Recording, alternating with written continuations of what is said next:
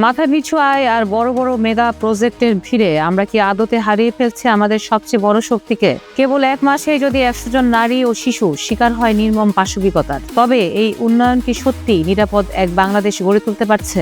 Editors মাইন্ডের বিশেষ পর্বে আপনাদের সকলকে স্বাগত। আপনাদের সাথে আছে আমি দীপান্বিতা।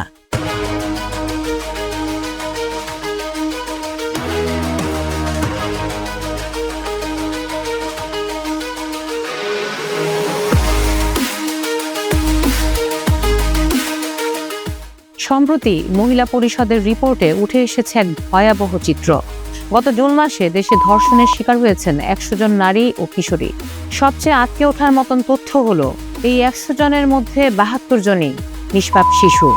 শুধু কি তাই, দলবদ্ধ ধর্ষণ, ধর্ষণের চেষ্টা, যৌন নিপীড়ন আর নৃশংসভাবে হত্যা সব মিলিয়ে 1 মাসে নির্যাতনের শিকার হয়েছেন 333 জন।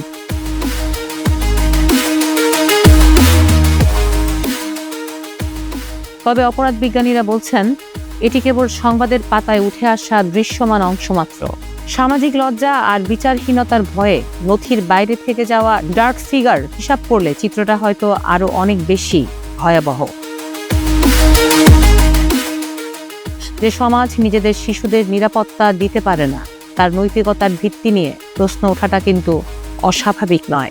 গবেষণায় বলে ধর্ষণ কেবল যৌন অপরাধ নয়, এটি ক্ষমতা ও নিয়ন্ত্রণের মানসিকতা। কঠোর আইন বা শাস্তির বিধান কাগজে কলমে থাকলেও তদন্তের ধীরগতি আর বিচারের অনিশ্চয়তা কি অপরাধীদের পার হওয়ার সাহস যোগাচ্ছে? উন্নয়ন মানে তো শুধু অবকাঠামো নয়, উন্নয়ন মানে একটি শিশুর নিরাপদে স্কুলে যাওয়া আর একজন নারীর নিরাপদে বাড়ি ফেরা। কিন্তু বিচার প্রক্রিয়ার দীর্ঘসূত্রতা আর ভুক্তভোগীকেই প্রশ্নবিদ্ধ করার সামাজিক প্রবণতা যতদিন না বদলাচ্ছে, ততদিন কি রাষ্ট্র হিসেবে আমাদের এই ব্যর্থতার দায় এড়ানোর কোনো সুযোগ আছে? আপনার কি মনে হয়? কমেন্টে জানান আপনার মতামত।